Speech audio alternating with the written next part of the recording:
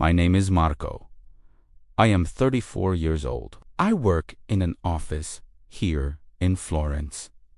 This is not a special story. It is just a normal day, one of many that make up a life. The alarm goes off at the same time every morning. It's a familiar sound, the first note in a daily symphony. For a few moments, the world is still quiet, suspended between dream and reality. Outside my window, Florence is slowly waking up. The sky shifts from deep blue to a soft, pearly gray. I get ready in silence, a routine that needs no thought.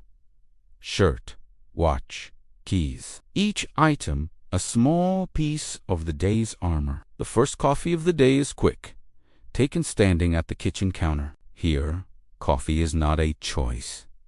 It is a habit, a ritual. It's the jolt that separates the night from the day ahead. The aroma fills a small space, a scent as Florentine as the stones outside. I walk through streets I see every day, streets that have been walked for centuries. The air is cool, carrying the scent of baking bread from a nearby panificio and damp stone. Tourists are already out, maps in hand, looking up at the architecture with wonder. Locals move with purpose, their faces set in the familiar patterns of their morning commute. Everyone is heading somewhere different, each person a thread in the city's intricate tapestry. Traffic moves slowly, a river of scooters and small cars navigating the narrow lanes. Florence is beautiful.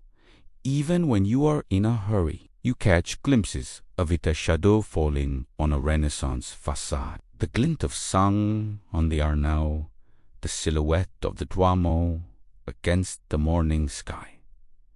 These moments are brief, but they are there. The office building is modern, a stark contrast to the ancient city around it. The badge marks the start of the workday, a digital key turning a lock. Inside, the air is climate-controlled, the light artificial. The computer turns on, its hum a familiar chorus. Emails. Meetings. More emails. The rhythm of the office is universal, a language spoken in spreadsheets and reports. Outside, there are ancient buildings, witnesses to history. Inside, there is always the same routine, a cycle of tasks and deadlines. The screen glows, a portal to a world of data and communication, while just beyond the glass, a city of art and history continues its timeless existence. Lunch break is short. A sandwich from the bar downstairs or a warm meal.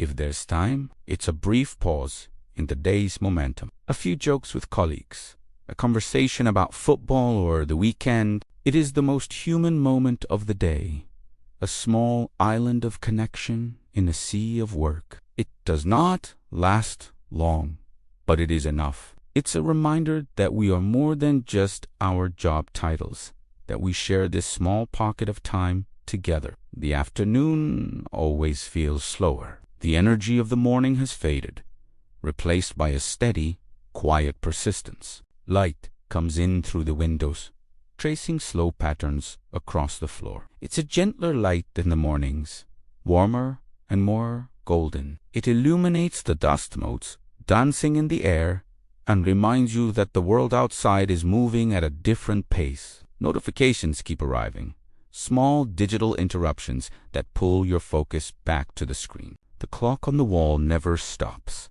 its hands marking the slow passage of the final hours. We are all waiting for the same thing, the signal that the day's work is done. Finally, the moment arrives. At the end of the day, I shut down the computer. The screen goes black, and the hum of the machine dies down. The office empties out one by one. The silence that returns is different from the morning's silence. It's a silence of completion. Outside, Florence has changed. The soft afternoon light has given way to the warm glow of evening. The streets are fuller now, alive with people leaving work, meeting friends, heading out for an. The city starts breathing again, its daytime persona giving way to its nighttime character. The sounds are different. To the murmur of conversation from cafes, the chime of a distant bell, the laughter that spills out onto the cobblestones. I walk home, taking a slightly different route this time. There is no rush now. The pace is slower, more deliberate. I notice things I missed in the Mornaja newly opened shop. A detail on a doorway, the way the streetlights reflect on the wet pavement after a brief shower. The day's tasks and worries begin to fade, replaced by the simple reality of being here in this city at this moment. Tomorrow will be similar. The alarm will ring, the coffee will be made, the computer will be turned on, the cycle will repeat. But today is over. This was a normal day. A day as an office worker in Florence.